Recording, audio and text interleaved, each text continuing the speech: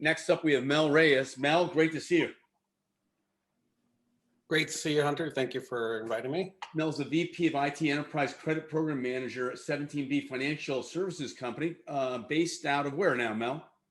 I'm in Calabasas, California. Yeah, good for you, man. You've had an amazing career at Bank of America, Smith City, Smith Barney, Bankers Trust. When you think about the big issues today, what are the key areas that you're focused in on right now? Yeah, it's interesting. Fred Harris threw out a question on the in the chat, and it's one of those hotbeds. Is automating compliance, right? And that whole tree of pieces is one of those key areas, and the controls around that, right? So when you're looking at financial services regulations and all of the great advancements that we've made in the last 8 months, you still have those lingering issues. I was on a call yesterday with Rick Doughton, who's one of the primary writers and contributors to the CIS, cybersecurity framework and the controls. And one of the pieces that he brought up is that he's actually trying to add assessments and the compliance into the controls as a standard.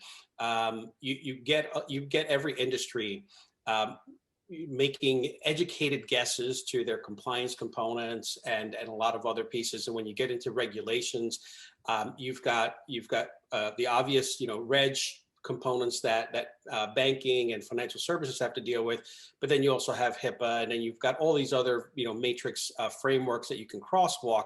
But they're, the level of engagement that you need from both your GRC groups and everyone else becomes very difficult. So the automation of that, how do you get all of these layered, security vector tools to bubble up into an automated system so that you can, spend less time trying to track and trace, and is one of those key areas that's going to bubble up even more, because as Satish said, we need to do more pen testing, and as JR said, more testing throughout the year, right? It's not just once a year anymore. You have to be very vigilant about all these things. So to do that, you need to be able to collect that information. That's one of those hotbeds that I've been dealing with across a few clients and across a few areas that I've been working with. And to be honest with you, I'm going to give you a plug for your book, because you actually covered it in your author notes, the myriad of the rest of the things that that you talk about in the Future State 2025. And this is why I love coming to these, is because you actually have your finger on the pulse of everything, and the guest has spoken to it. You talk about being courageous, you talk about being authentic, right? I think for me, Satish hit it on the nose when he talked about EQ, right?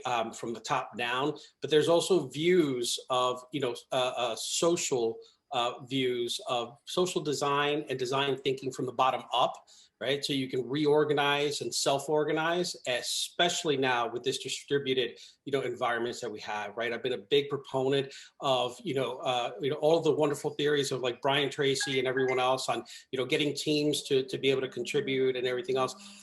That's the most important thing right now. We have a distributed environment. We have the fatigue. We have a lot of other things that are going through. We have to be able to empower. And your summary was just spot on, right? That first intro. If I closed the book, I would have been just happy at that page, but the rest of it was fantastic. And I think that's one of those things that really does take the courage, right? You've got to be authentically unapologetic about the changes that you have to make in your organization at any scale, top down, bottom up. And I think that's one of those things that everyone is seeing with EQ and the changes. Hey, Mel, so many other areas. Mel, I love it. And thanks for the compliment, the plug for the book. Hey, Mel, you're up next. What trends do you see in tech now, and what's on your shopping list? Yeah, it's interesting. You a lot of the calls that you've held have talked about them, right? Here, Edge, IoT, and if you just take those aside, I think the ones that are most important for me, one of the ones that are most important to me, and as we kind of look through what we're doing, is effectively solving the problem that Snehal just talked about. Is one of them, right? Is upskilling and reskilling your current staff so that you avoid those 80% of the issues, which are typically misconfigurations and education, right? So everybody's doing an educational piece in their systems, in their companies. But it's really about kind of taking that and tying it to that EQ and the rest of the changes that are happening right now about reskilling. 50% of folks polled in an article I just posted said they don't get enough training, or their careers have been stalled or regressed. Right, and this is the time when we've got the attention of management.